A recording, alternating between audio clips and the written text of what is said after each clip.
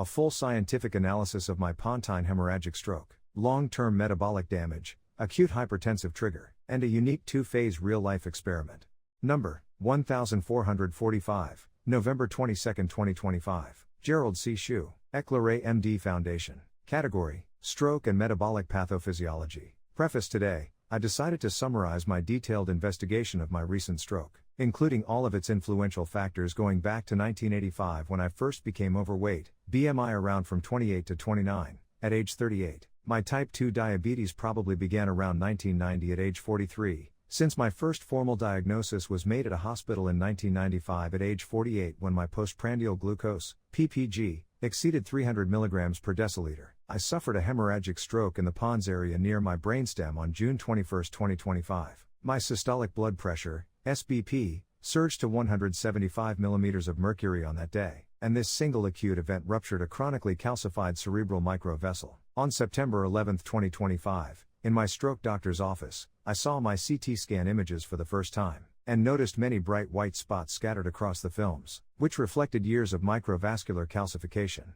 After surviving a hemorrhagic stroke that carries a high mortality rate of roughly 50% to 80%, I began a complete internal scientific review of my own health history. Related to this specific subject, I used my VMT viscoplastic energy analysis, my TDA topological geometry analysis, 36 years of personally collected million data, and my self-learned knowledge of endocrinology and other mortality diseases from reading more than 10,000 published medical papers. Introduction. My goal was to identify precisely how my health history over 4 decades, along with multiple chronic disease progressions since 1985, produced this stroke at age 78. This investigation also examines whether my understanding is now deeper than that of most primary physicians, based on my unique data collection, research methods, and long-term real-life experiments. My life naturally divided into 2 contrasting subperiods. This stroke was not the result of a single moment. It was the endpoint of 2 structurally different life chapters. Period 1, 20 years from 1990 to 2009. I spent 21 years as a struggling entrepreneur starting in 1981 at age 34, with 7 failed startups, followed by a heavily burdened and stressful role as a high-tech CEO in Silicon Valley. From 1994 at age 47 to 2002 at age 55, my job responsibilities were intense and nonstop. Travel, meetings, negotiations, deadlines, public corporate pressure, research and product development, and even malicious lawsuits made it impossible for me to adopt strict lifestyle management. During this entire period of 20 years, I managed my type 2 diabetes with medication only, without any structured lifestyle control. My BMI reached 32 as well. After suffering 5 heart attacks between 1994 and 2004, I decided in 2002 to sell off my established and highly profitable semiconductor chip design tool company and leave Silicon Valley. These 20 years were the period when my chronic metabolic and vascular damage accumulated rapidly, and created the greatest amount of long-term organ damage. Many parts of those damages were irreversible, such as vascular calcification. Period 2, from 2010 to 2025. In 2010, my primary physician informed me that I had developed neuropathy, retinopathy, and chronic kidney disease that would soon require dialysis. That message was my first serious wake-up call about my health condition and life expectancy. As a result, I decided to give up everything I was doing at that time, including my self-study of psychology with personality disorders, and my charitable program that offered free psychotherapy services to abandoned children and abused women. Starting in 2010 at age 63, I finally had total freedom away from business activities, and could focus entirely on myself, particularly disease control and health improvement. I devoted 100% of my time, effort, and concentration to self-study in medicine, beginning with endocrinology and expanding to lifestyle-based disease control and health reversal. I studied more than 10,000 published medical research papers in endocrinology, cardiology, neurology, metabolism, nutrition, sleep medicine, psychology, dementia, cancers, and other biomedical fields. I also ran a full-time lifestyle experiment on my own body, without taking any medications, including vitamins. My strict diet, exercise with walking more than 14,000 steps daily, glucose control, sleep hours, stress reduction, and visceral fat management became the center of my daily life. As a result, my daily average glucose, EcG, dropped from 220 mg per deciliter to 110 mg per deciliter, without taking any diabetes medications. Almost no one I knew at my age had ever conducted two perfectly opposite multi-decade experiments on the same body, medication, only for the first 20 years versus lifestyle only for the next 16 years. I wanted to explore and compare the effect and efficiency of these two different approaches, similar to what I did in an engineering laboratory when I was a young student on campus. This unique life structure makes my case scientifically valuable and clinically rare. The obesity to diabetes transition. I first became obese around 1985. This increased my visceral fat and drove insulin resistance. With rising insulin resistance, my pancreas had to work harder. Hyperglycemia slowly developed over the next several years, although I did not receive an official diagnosis until around 1995, when my random plasma glucose exceeded 300 mg per deciliter. My diabetes almost certainly began in the early 1990s. This timeline is completely consistent with standard endocrinology. Obesity leads to insulin resistance, then to hidden hyperglycemia, and finally to full T2D several years later. From 1985 to 1990 to 1995. Progression is therefore medically sound and internally logical. How diabetes weakened my vessels. The following points helped me understand how my stroke happened, specifically, how my 36 years of diabetes weakened my vessels. My long-term high glucose caused several well-known changes in my brain's small blood vessels. 1. Endothelial injury, damage to the thin inner lining cells. 2. Thickened basement membrane, the foundation layer becomes thicker and weaker. 3. Collagen glycation, sugar stiffens collagen and makes vessels fragile. 4. Lipohyalinosis, small vessels become thick, narrow, and easy to rupture. 5.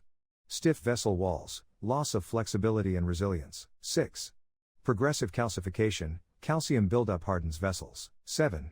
Narrowed blood flow channels, less room for blood to pass. 8.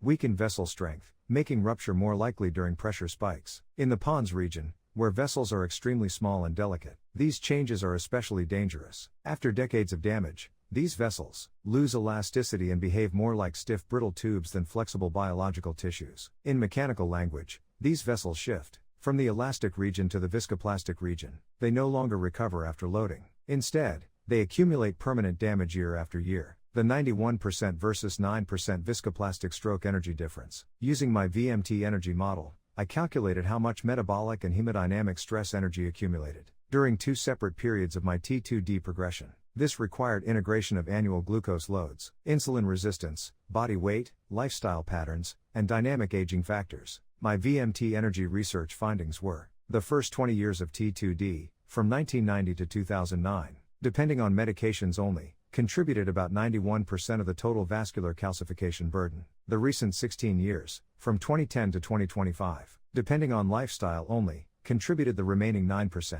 This is not intuition, it is the result of a 3.5-decade, 36-year, granular analysis that uses physics laws, engineering principles, dynamic modeling, nonlinear stress energy summation, mathematical theories, topological geometric changes, and data points connectivity. Very few medical researchers could even attempt such analysis, because it requires both long-term data and advanced academic training in multiple disciplines. My 18 years of 6 formal college and graduate school programs in 8 academic disciplines: mathematics, physics, several engineering fields, computer science and AI, economics, marketing, business management, and operations. Research allowed me to build and validate these medical research models. This is why my 91% versus 9% result is not only plausible but scientifically justified. The acute hypertension triggering event. On June 21, 2025, emotional stress from a business-related issue caused a rapid surge in my sympathetic nervous system. My systolic blood pressure, SBP, spiked to 175 mm of mercury. For a healthy vessel this is dangerous, but for a severely calcified vessel in the pons, it is catastrophic. The long-term diabetes-induced structural damage formed the chronic substrate. However, the 175 mm of mercury spike provided the immediate mechanical impact that exceeded the vessel's remaining strength. It was like pulling the trigger of a handgun. This two-step explanation matches both vascular mechanics and modern stroke research. Why my understanding is deeper than clinical physicians. My conclusion is not based on arrogance. It is based on structure, data, and research method. No physician has my 36-year daily dataset. No physician could perform a 91% versus 9% cumulative viscoplastic energy analysis. Physicians treat populations, not one person with millions of data points. Standard guidelines cannot reconstruct a 40-year metabolic history. No physician spends 80,000 hours studying one patient with the intensity I applied to myself. My 2-phase life experiment, 20 years medication only versus 16 years lifestyle only, is unique. No textbook covers it. Therefore, physicians understand my disease from a clinical summary perspective. I understand it from an internal mechanical and lifelong data perspective. Both are useful, but they operate at totally different depths. Final scientific conclusions. After completing this entire investigation, I have reached the following integrated conclusions. 1. My hemorrhagic stroke was caused by a combination of chronic diabetic microvascular calcification and an acute hypertensive surge to 175 mmHg. 2. Obesity in 1985 began. The metabolic cascade that led to T2D by the early 1990s. 3. The first 20 years of diabetes produced about 91% of my total vascular damage. 4. The later 16 years produced about 9%, despite excellent lifestyle control, because aging continued, but at a much slower damage rate. 5. My unique 2-phase life experiment created a direct comparison between medication only and lifestyle only, something almost never seen in medical history. 6. My advanced education, my VMT energy model, my TDA tools, my self-learned pathophysiology knowledge, and my comprehensive data allowed me to reach a level of understanding far beyond routine clinical practice.